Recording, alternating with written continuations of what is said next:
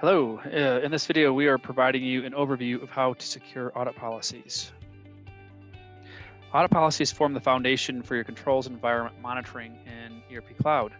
The Manage Audit Policies page shown allows you to enable and disable audit policies as well as change from one level to another.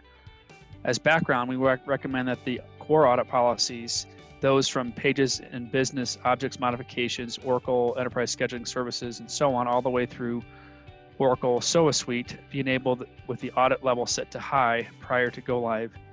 These form the foundation of your ITGCs and change management population. Interesting to note is that once you set the platform security services, then turn it off to none, so what turning off means, you can't turn it back to high, you can only set it to low.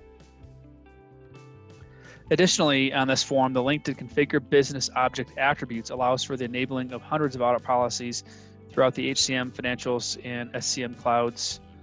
Prior to going live, you should also enable what is necessary to monitor your change management process, as well as other controls, such as monitor high fraud risk changes in Supplier Master.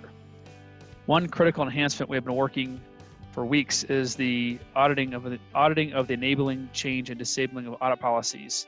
We've asked Oracle to provide an audit policy over the audit policies. We will discuss this in more detail at the end of this video. For now, given audit policies don't exist yet to monitor the enabling and disabling of audit policies, we've developed an OTBI report that can report on the current state and can be used in snapshot mode to identify if changes have been made.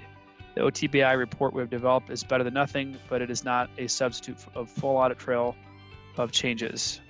If you're an organization running ERP Cloud, please contact us and we'll be happy to share the OTBI report. How can organizations properly secure audit policies such that only users that are authorized can enable, change, or disable them?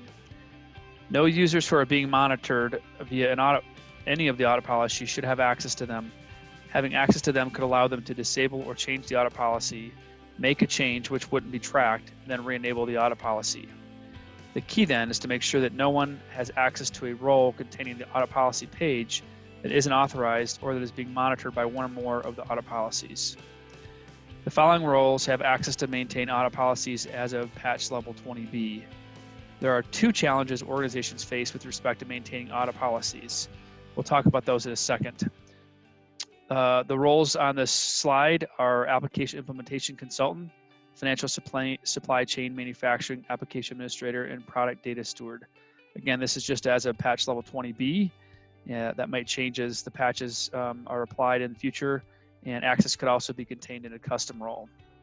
Back to the two changes, or the two challenges organizations have. Because most organizations haven't customized the roles, access to maintain the audit policies are done through one of these seated roles. So anyone needing the ability to set, change, or report on audit policies would need to be assigned one of these roles, usually the Application Implementation Consultant role, or what we refer to as the AIC role. Since these roles provide you much more access than just audit policies, you're creating a high level of risk that most organizations are willing to take by assigning these roles. Usually assigning a role like AIC to a user for the purpose of maintaining audit policies means you need to perform full look-back procedures related to the overall access that is granted, making sure that they have not done something beyond just the audit policy, if that's what you're authorizing them to do. And there are a lot of capabilities within the AIC role, including uploading / converting transactions and master data changes. The second risk is that those that are assigned one or more of these roles may not be approved to make changes to the audit policies. So you may be assigning somebody the AIC role, for example, for a configuration change, which certainly isn't our preferred method, but then by doing so, you're also giving them access to maintaining audit policies. Therefore, in the cases where they're not authorized, you would need to look back procedures to make sure that they haven't changed any of the audit policies. And again, without the full change tracking provided by Oracle, it's difficult to prove that they have not made any changes to the audit policies when they were making other configuration changes. So what are our recommendations? Related to the roles that allow for the maintenance of audit policies as of 20B, do not use any seated roles for the maintenance of audit policies. what we prefer is a custom role, which we'll talk about in the next slide. Do not allow anyone being monitored via audit policies to have access to any of the seeded roles that contain the ability to maintain audit policies. The usual culprits, the AIC role is mentioned in the prior role, but that could also be the financial supply chain manufacturing application administrator. Next recommendation is to create a new set of custom roles to address the access so that these seeded roles don't have to be assigned. And then finally, every time a seeded role is assigned, it has these abilities, evaluate if an unauthorized change has been made. So we talked about what we typically do with clients, and that is we will make this offering to any end user organizations viewing this video. And that is we have in what we call our ERP Armor roles library, which is a library of fully customized roles that you can implement by uploading those into non-production environments.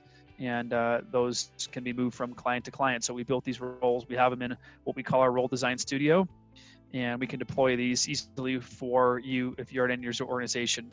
So the two roles we recommend are an audit policy maintenance and reporting job role, which gives the ability to turn on and off policies and make changes to audit policies, as well as reporting. And that would be for those that are authorized to make those changes. And then the second one is the audit policy reporting job role, which would just be granted to people that need to run reports related to audit policies, such as an IT compliance role or an internal auditor. So finally, I'm going to talk about a couple of enhancements we're working on, and that's really back to the comment on that there's no audit history for changes to audit policies, so there's no audit policy over the audit policies. So the top half of this form, you'll see Oracle Fusion applications, and that's really driving the functional configurations or monitoring of the functional configurations. And that's, like I said earlier, part of the financial supply chain and HCM. You'd go into individual modules and look at enabling certain attributes.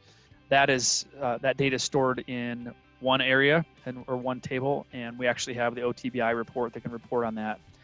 But ultimately, what the right solution is for Oracle and the enhancement request we've asked for is having an audit trail, a full audit trail of all changes related to that. So the second half of this form, from pages and business object modifications through Oracle SOA Suite, those are all maintained through the middleware. And those would be a second set of audit policies over these audit policies that needs to be tracked. So if you are a consultant or an end user organization, we would appreciate you logging into the Customer Connect and in the Idea Lab portion of those to vote for those. So hopefully Oracle will see the need both from a customer's perspective and from practitioner's perspective. So we'll put those links in the comment section of our post, and hope that you guys can support those. If you have any questions on this video or anything else, please contact us at info@erpra.net. Thank you.